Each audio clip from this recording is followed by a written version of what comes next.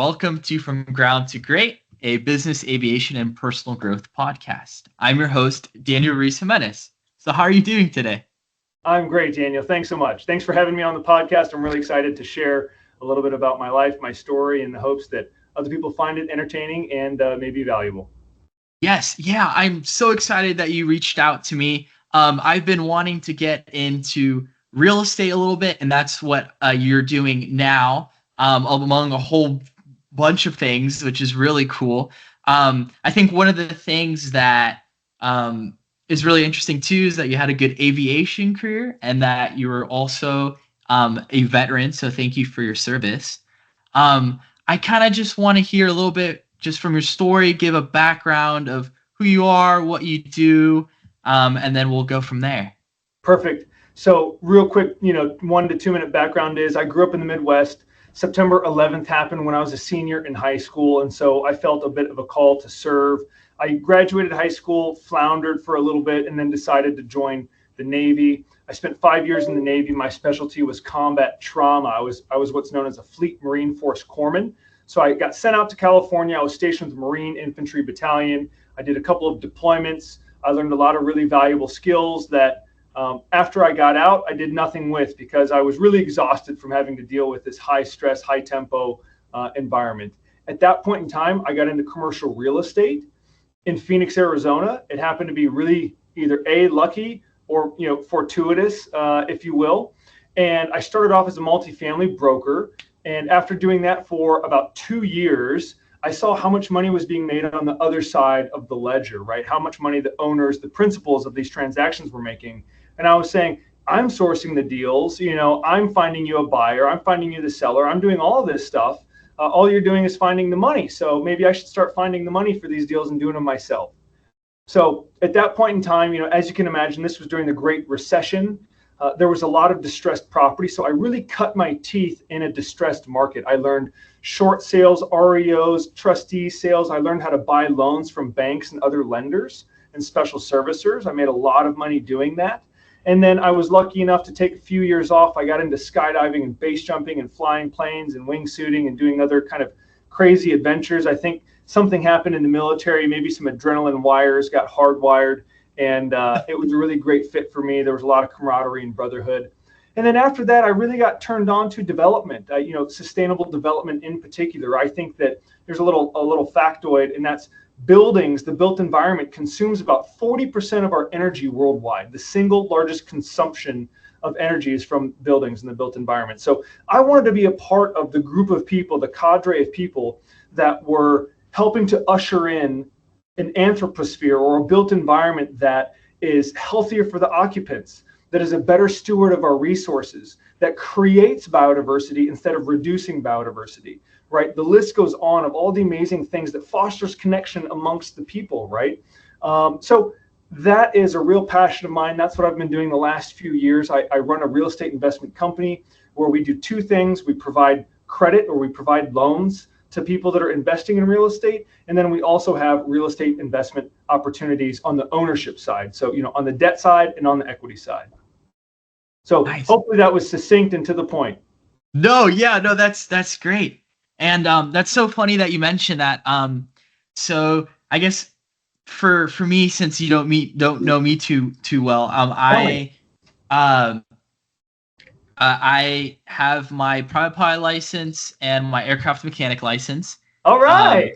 Yeah, and I've always been really driven to do business, and I think it's one of those great just career opportunities where I feel like you get what you put in, and you're able to make a decisions and create a culture, an environment where it's your slice of the world, and you're able to put it in I don't know, it's just creativity at its finest, and I think that's what we're put on this earth to do, and to create and build, inspire, and help other people do the same. So from that, I've been trying to do a lot of businesses.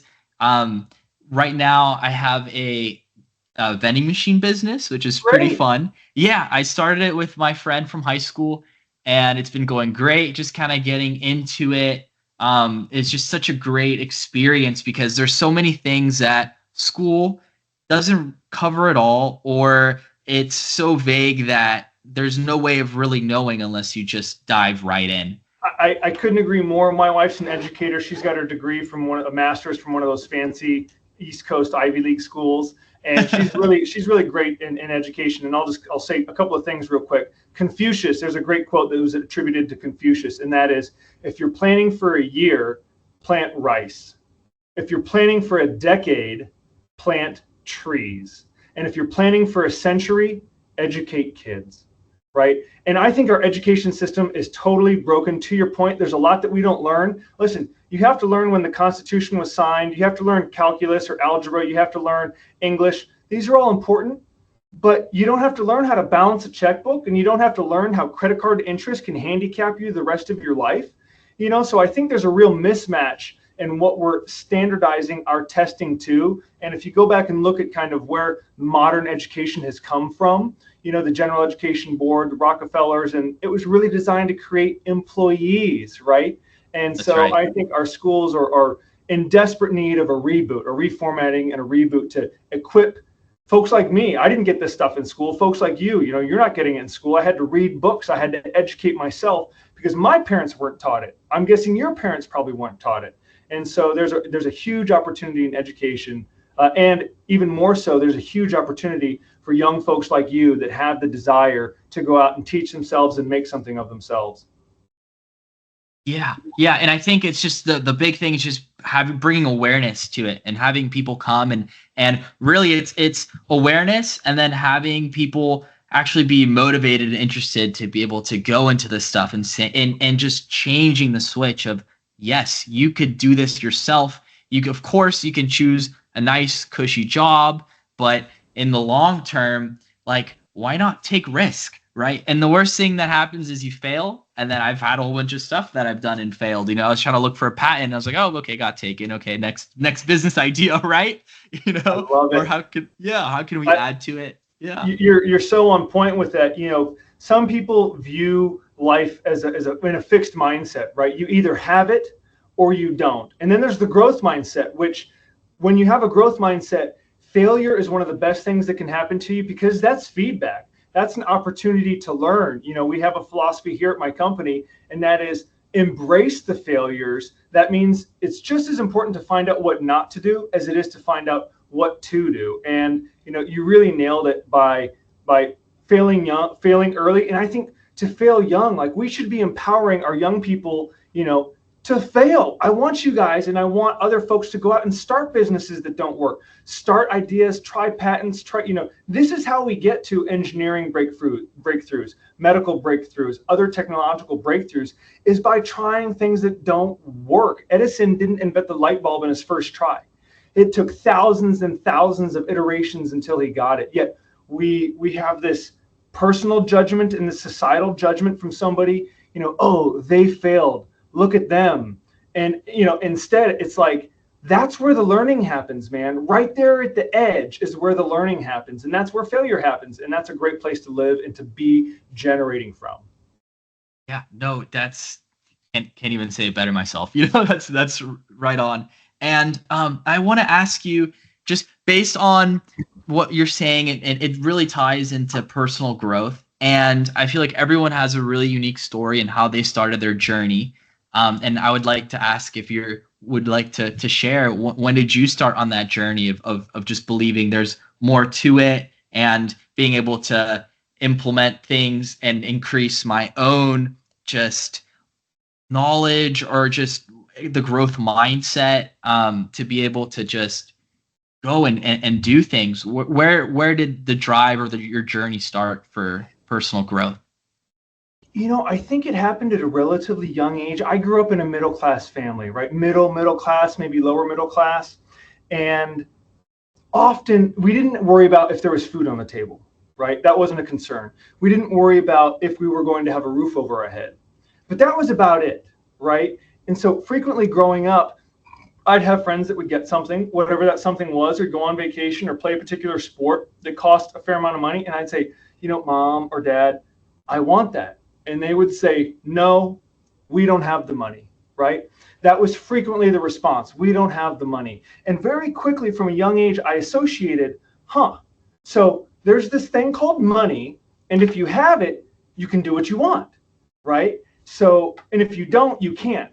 So I very quickly associated financial independence to freedom, right? To do what you want, live the way that you want. And I'm very strong-willed, some would say stubborn. And I decided to start, like, this was a problem that I saw other people had solved, right? My friends' families and other people had solved this problem, so why can't I? And so I started reading, like Robert Kiyosaki or Think and Grow Rich or The Millionaire's Mind, and these different books at a young age. Before I was even a teenager, I was reading these books. And one thing I learned very quickly on is that, money is just a concept. It's not real. It's just an idea. It's a social contract that we have. And as soon as you understand that money is a concept, suddenly it goes from being this very kind of hard, rigid thing to suddenly it's a lot more malleable. It can change. And maybe, oh, wow, well, if money's malleable, maybe I can have two sources of income. And if I can have two sources of income, why can't I have 3 or 4 or 10? And so from a young age, I started kind of believing in these different concepts, and maybe being a bit of a contrarian served me well in life. It certainly made, adolescence difficult, just being a child and doing what everyone else says you shouldn't do. But it's made being an entrepreneur exceptionally easy. I almost thrive on when people tell me I can't do something. I almost thrive on that. I'm like, thank you for that log. I'm adding to my fire. Thank you. Yeah, and it's so cool just talking to different entrepreneurs, and it's just there's so many similarities.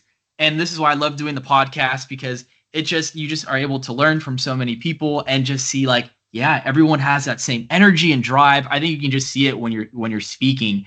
That it's just like, I really resonated with you when you're saying, like, you felt like, why am I getting put a limitation on me? Where is this of like, we either have money or we don't, and we don't have enough money for that. It's like, where does that limitation come from? Is it really a limitation? Who's putting that limitation, right? Yeah. Family, society, somebody right? programmed it. Yep, somebody programmed it. And so here's two things I want to share, because I think this is just, if we all adopted this, it would be a great thing. Number one, I think you should find people in life that have what you want. And that applies across the board. Physically, financially, spiritually, relationship, you name it. Find people that have what you want. Do what they do, you will get what they've got. It's a very simple formula, right? I'm not going to reinvent the wheel. I'm just going to find people that have what I want. I'm going to do what they do. I will get what they've got. Very simple. And the other part of that is, kind of being strong-willed and stubborn. I have a fundamental core belief down to my very essence, and that is this. There is only one set of laws in this life I am bound to follow, and those are the laws of physics. Everything else is a polite suggestion. Listen, should you stop at that stop sign? Yes, you probably should, because if you don't, you might get in an accident. Should you not go speeding, or should you not steal from your neighbor? Well, yeah, they might steal back from you, right? But you don't actually have to follow any laws except the laws of physics. And as soon as you can kind of make this mental shift, suddenly anything that is physically possible is possible. So why can't I make $1 million this year? Well, I guess I can. There's nothing actually physically stopping me from doing that. I just need to unlock the right doors to get there. So that's kind of one of my fundamental core beliefs is, the only laws that I have to live by are the laws of physics. Yeah, no, that's such a great, yeah, I love that. I'm going to try to use that, because it's just so true. It's just, I think when I talk to a lot of people my age, or even people older and stuff, or people you try to get advice from, it's like, it's really important what you just said. Make sure you're getting advice or reading about people that you want to be. Make sure you're not getting advice from people that aren't where you want to be. Right? Yep. No, you nailed it. You absolutely nailed it on the head. I love my family. I love my parents. I love other people. And they'll give me relationship advice, for example, and I just kind of have to look at what their relationship history has been. And I might say, I'm going to filter that, right? And when we're kids, we think our parents have all of the knowledge. And then when we get older, we realize, maybe mom and dad weren't right, or maybe the teachers weren't right. And my wife and I, we've got young kids right now. They're 4 and 6. And even to this day, right now, still, we teach them just because an adult says it does not mean it is right. You need to think about it yourself to determine whether or not it's true. And that includes mommy and daddy, right? So even what we're saying, you need to challenge.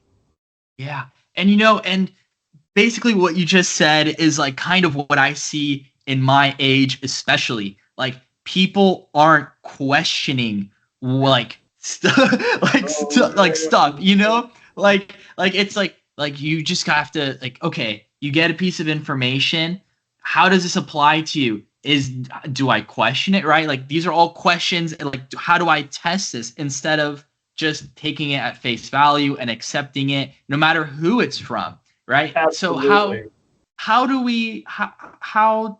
are you able to maybe help someone get that switch of being able to be like, just question, maybe test what you do? Like how is it, especially because my generation, I think, is very poor in that area where just we need to be able to actually go and do stuff instead of just accepting whatever being told. I think there's a bit of a societal phenomenon that has happened, right? So, my parents were told, it was drilled into them, go to college, get a degree. That is the pipeline for success, right? Mm. Because college was where knowledge was stored. That was the repository of knowledge, right? When I went to school, we didn't have cell phones. Like pagers were just like coming out. They were a thing, right? You were cool if you had a pager. But we're not in this age of having to seek knowledge, because when you have to seek knowledge, right, you have to actually do some research, and there has to be a bit of a scientific method or scientific process that is applied. You might read 2 books and they might have slightly conflicting data, so maybe you have to go read a third, right? But right now, knowledge is so readily accessible. Virtually the world's data is accessible in just a few seconds at our fingertips.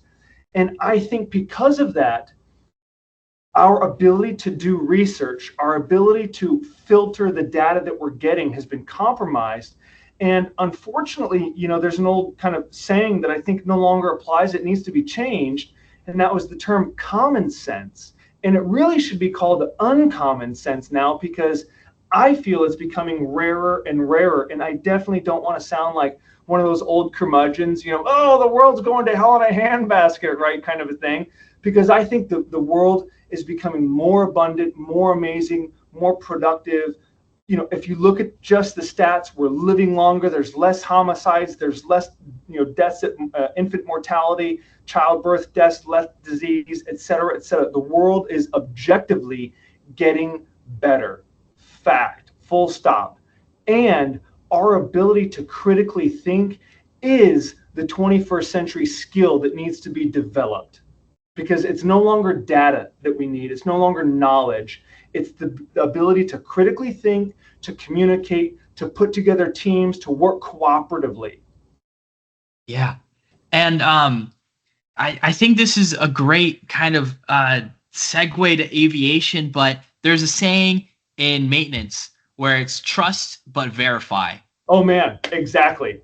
And it's so true, because there's so many, sometimes when you go into a new shop in maintenance, they'll say, oh, well, that's just how we do things around here, or hey, I'm just trying to get this done.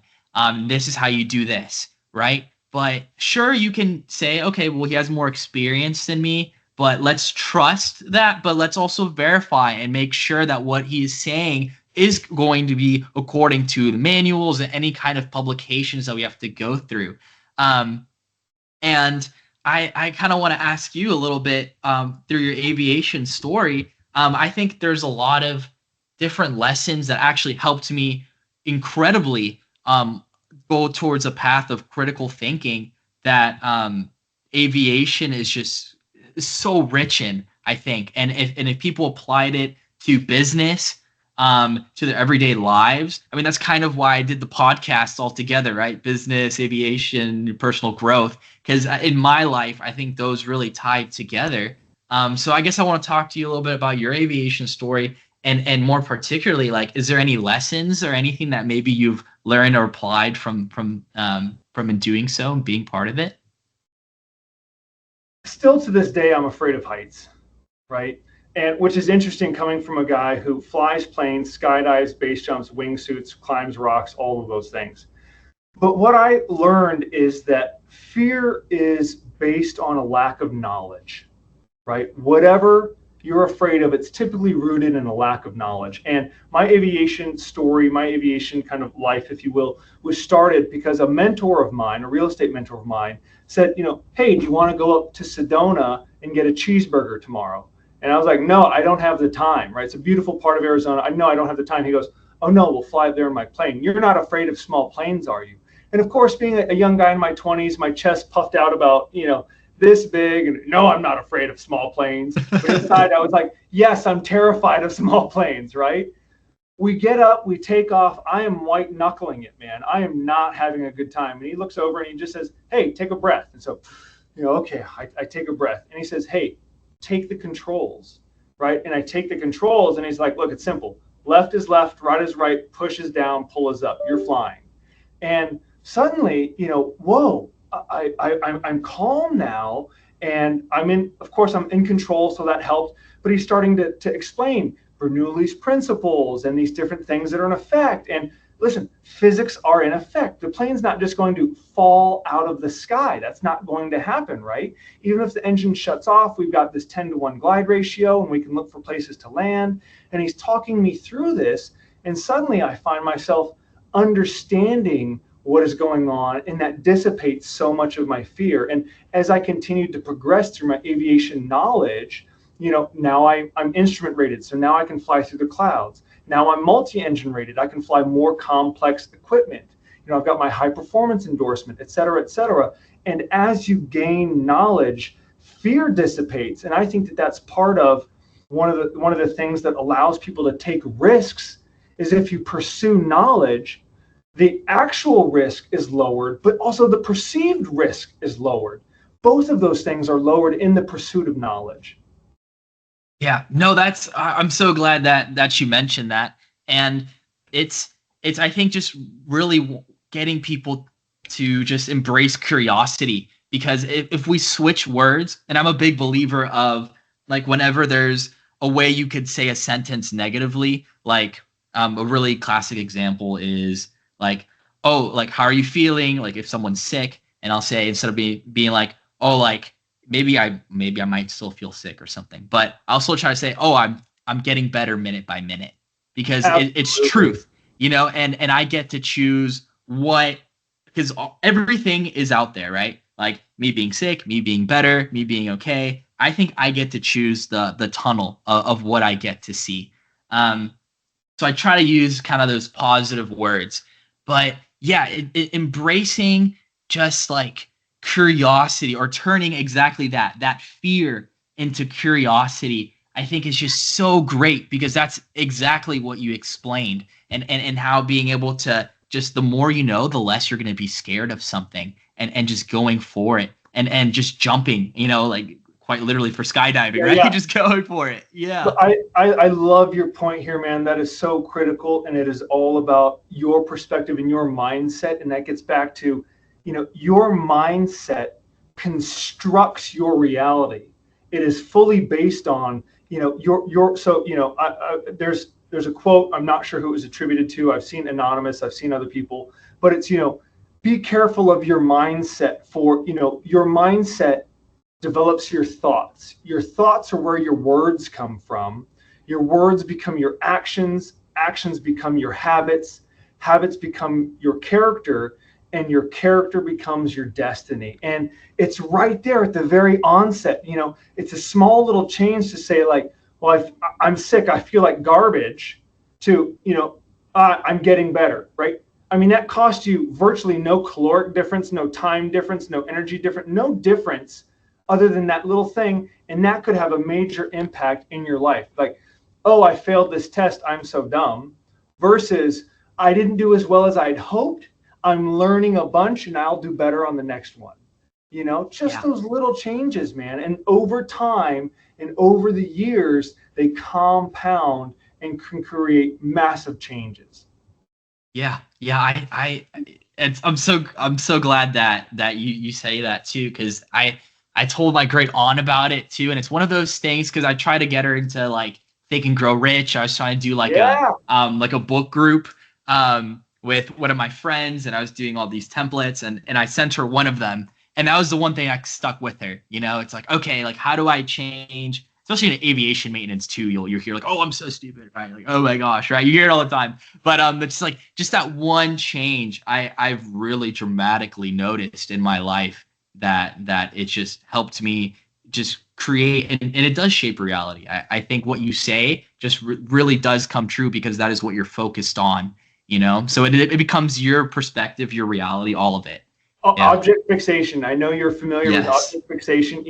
Wherever the head, and this is a thing in skydiving and in parachute sports, wherever the head and kind of wherever you're naturally looking is where eventually the body goes. So, my grandfather, I learned this from both of my grandfathers, my grandparents. My parents were divorced at a young age, so I spent a lot of time with my grandparents. Thank God they were available and willing and wanted to raise me. I'm sure they had an outsized influence in my life, but my grandparents taught me something very basic. It's so simple. And that is, Thomas, you have to be a man or a person of your word. Your word is your bond, right? That is your bond in life. And I just took it one step further. And I'm like, well, if you have to do the things that you say, only say cool stuff. It's like only ever say cool things, right? Like, why? I guess I got to do that. I said it.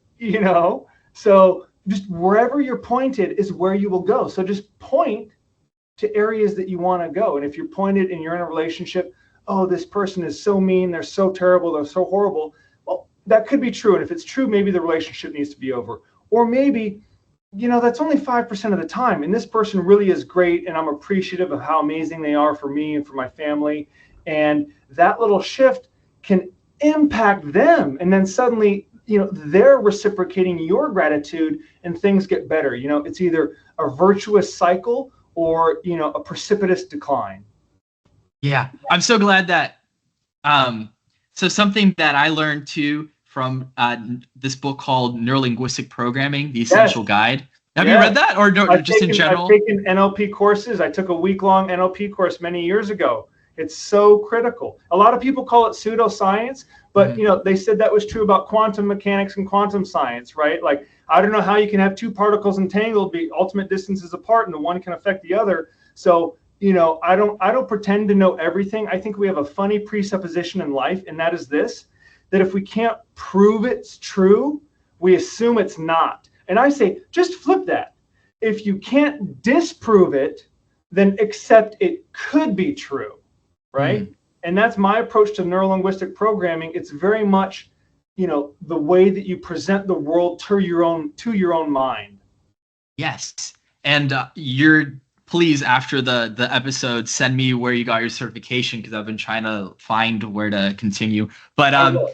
yes, but one of the things that the book said was exactly what you just mentioned. The shift in perspective and how it really relates to conflict resolution, where there's people that sometimes just fixated on the self. How does it affect me? How is this person affecting me?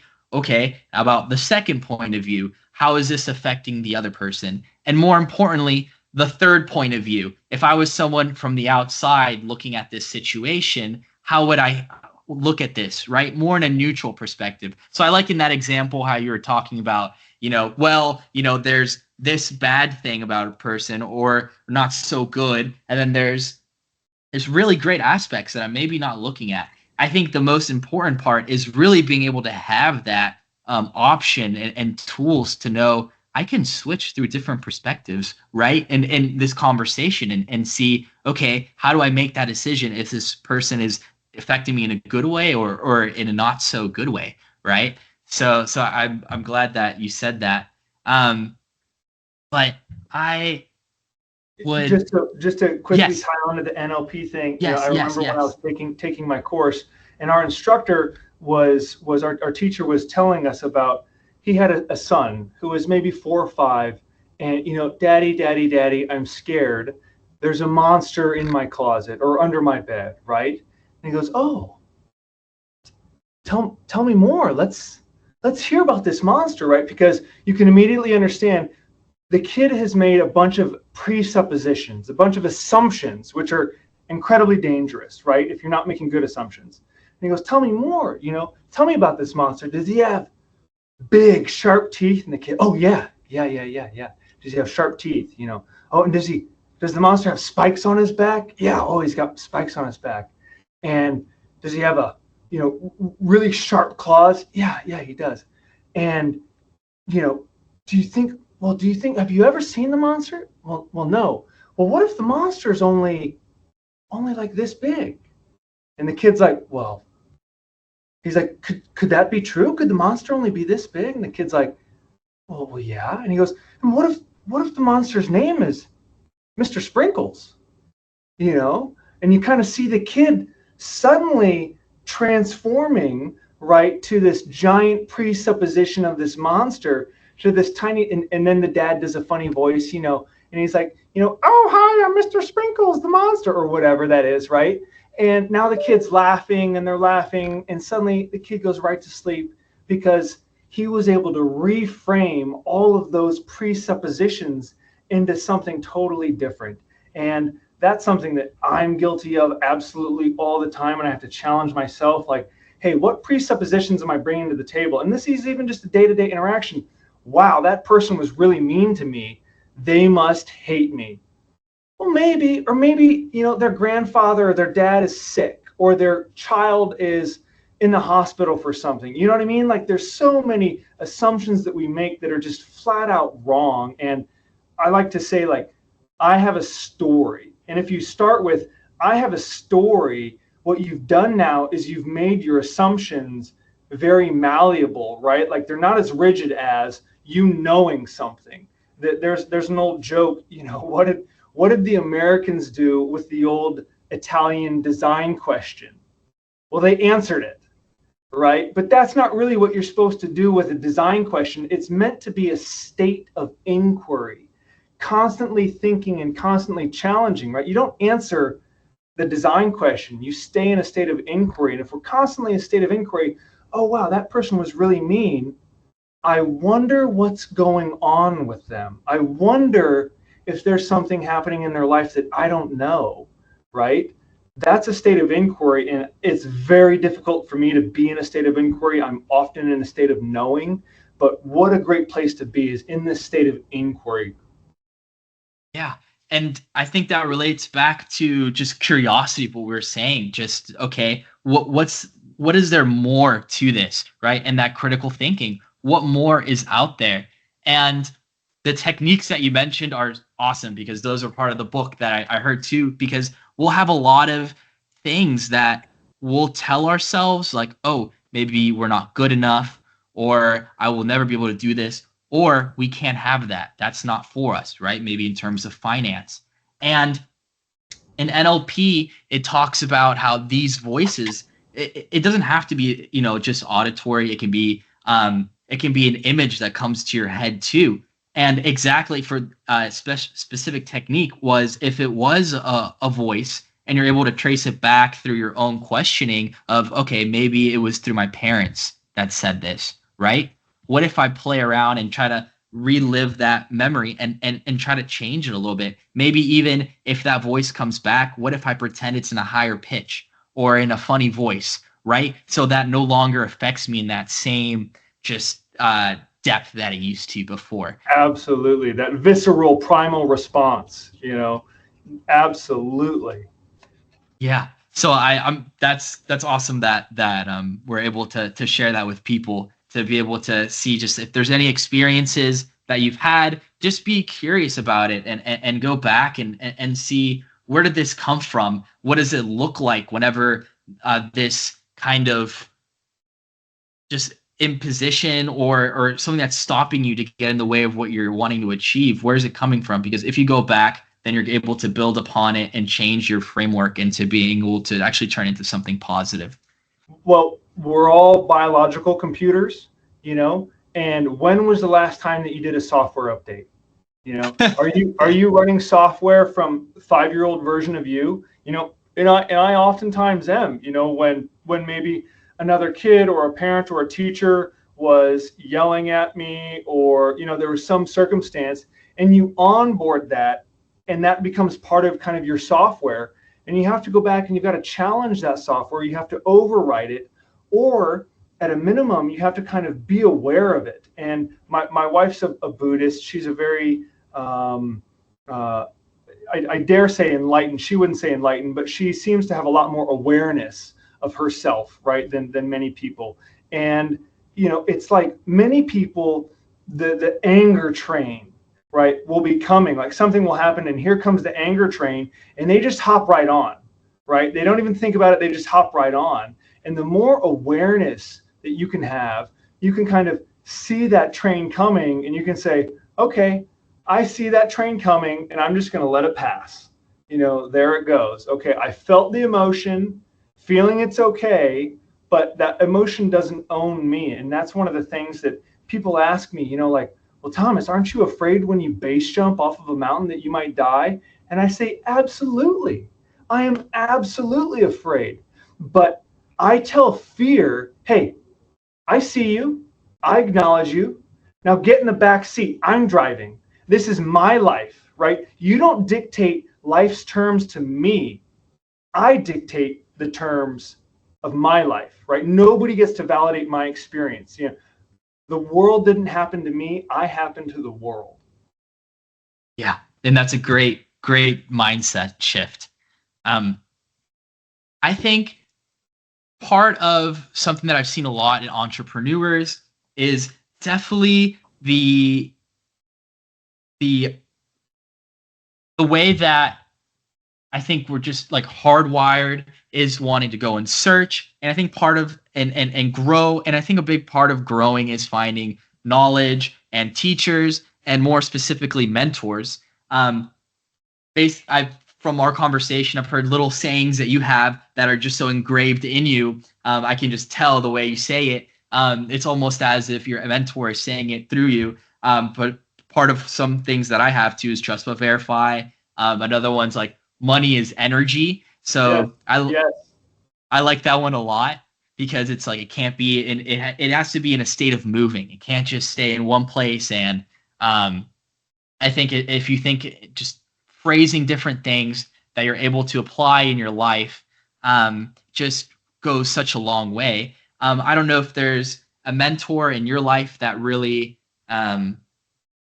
impacted the way that you thought, and how was it that you're able to find this mentor? What things did you learn, and how that ultimately shaped your path into what you do now? I have another core belief, philosophy, and that's activity begets activity, right? Like in the ancient kind of religious books, so and so begot so and so, who begot so and so, right? Well, activity begets activity. And you can certainly kind of go out and seek mentorship, right? I think that's absolutely something we should all do. But more important than that, like, put yourself in the arena.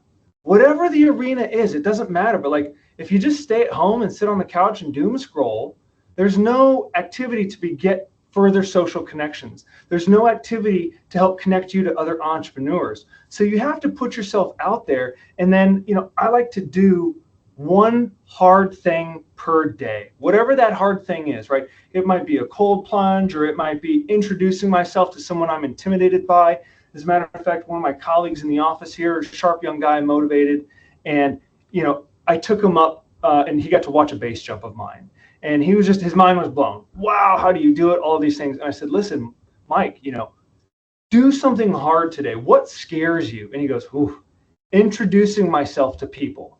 That is scary for me, right? I go, great. I want you to do it 10 times today. And he's like, immediately got a panic attack just thinking about doing it. I go, let me tell you what's going to happen. The first 1, 2, 3, you're not going to like it, right? It will be uncomfortable. You won't like it. 4, 5, 6, you'll calm down a little bit. And then 7, 8, 9, you'll be like, this is old hat. I've got it. No problem. Because it's that fear of the unknown, right? What's going to happen when I introduce myself to people, right? Nothing, like nothing will happen. Like they'll probably say hi, you'll probably have a conversation, and then life will carry on. Getting back to your people need to be willing to take risks. There is no such thing as debtor's prison anymore. If you try something and you fail and you lost a bunch of money, like that's too bad. That is very unfortunate, but you're not going to debtor's prison. We should all be so bold as to be taking risks for the things in life that are meaningful to us. And just circling back to like, how did I go out and find mentors?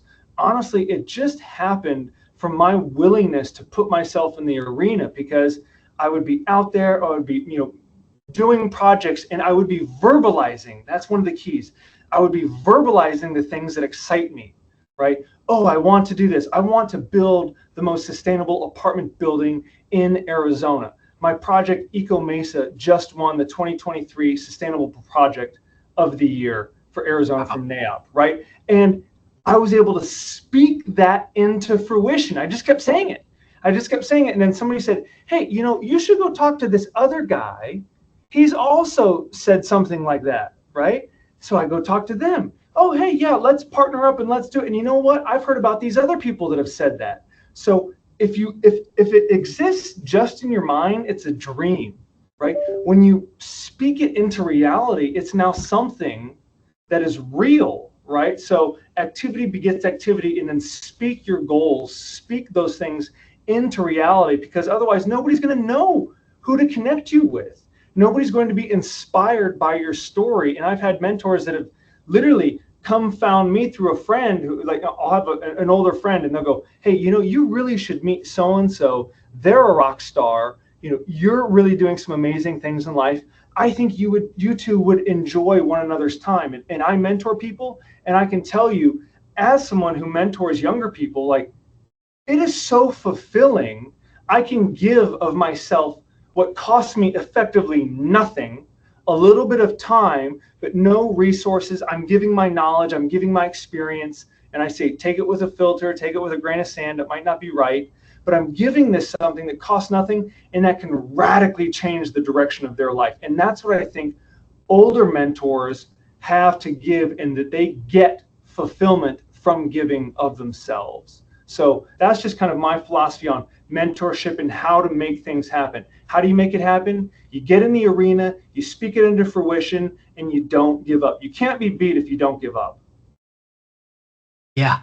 And looking back on how I've been able to just be connected with mentors, I think is exactly that. I've never really found a one way or solution. I think it's just been, yeah, oh, you should talk to this guy. He thinks similarly to you, or you might want to get together and just talk about what kind of business ideas you have. But that would never happen if you don't actually go and do whatever. So Exactly. And say it too. So that's great. What is your vision now? So is there anything right now that you're focused towards? Not just goals. I mean, I think based on speaking today, definitely overcoming your fear of heights, being able to just grow and learn as an individual, especially with your real estate, which I think hopefully we can kind of get a little bit into more, but we are kind of towards that time, but we'll see how much you're able to talk about it. But what is the overall vision that you have, or what is it? What is all these projects or goals that you've had that is leading to what? Yeah. So a couple of different things. I've got a couple ideas I'd love to share, and I think they'll really hopefully excite you and maybe some of the folks that listen. First off, I think that we have an amazing opportunity right now at this kind of inflection point of technology and thinking of material sciences, computer science, different technologies that are kind of coming together. So a couple of different things. Number one, I think that the built environment is going to radically change in the next 40 to 50 years, right? It's really going to be much more holistically approached. If you go back 100 years, homes and the environment had to be built with, the built environment structures had to be built with the environment in mind, because we didn't have air conditioning, right? We didn't have all of these quote unquote technologies. And what happened was we got kind of smart, but we got kind of dumb. I live here in Phoenix, Arizona, and we build these houses with these giant south-facing windows, or these giant east-west facing windows. letting in absolutely enormous amounts of, heat energy, right? The indigenous people wouldn't have done that. They would have had mostly north-facing windows, right? And so I think we're kind of reverting back to this biophilic design, biomimicry design. And so I really am excited about the built environment and some of the changes coming down the pipeline in the built environment. Number two, I think capitalism is going to undergo a resurgence, right? I fundamentally believe in capitalism as a means to allocate resources. And I think we've just got capitalism a little wrong. People say, it's all about profit for the stockholders. And I go, well, that's just one metric. There's a variety of metrics that we can incorporate that live to more holistic lives. The old joke about people that work their whole life just so they can have a little bit of free time with their family. It's like, but that's what it's all about, So maybe we need to kind of reshape the machine so that it gets us the outputs that we're actually after. Because as you said, money just represents energy. Money for the pursuit of money is useless. But money for the pursuit of what it allows you to do is where meaning, that meaningful relationship to money can happen. And then, look, man, if you were to say, Thomas, where do you hope the world is in 100 years, right? By the way, there's going to be an epic party. You're probably going to be there. It's December 31st, 2099. You should be there, man. It's going to be great. A lot of fun. I'm hoping I can make it. I'll be 116. Yeah. So I'll at least RSVP. Yeah, good. All right, me too. I hope I can actually attend. So my vision for the future is this. We will have figured out a few things. We will have figured out clean, cheap, renewable, abundant energy, right? There's a giant nuclear fusion machine in the sky that pours down so much energy. From a human standpoint, it's limitless. It's limitless, right? So when we figure out clean, cheap, renewable, abundant energy, I have a vision for a planet that is two colors, maybe three. And those two colors are blue and green, with maybe a little bit of white at the poles, right? We're going to effectively get rid of brown on our planet. How are we going to do that? If you look at Earth, it's 75% covered by water, okay?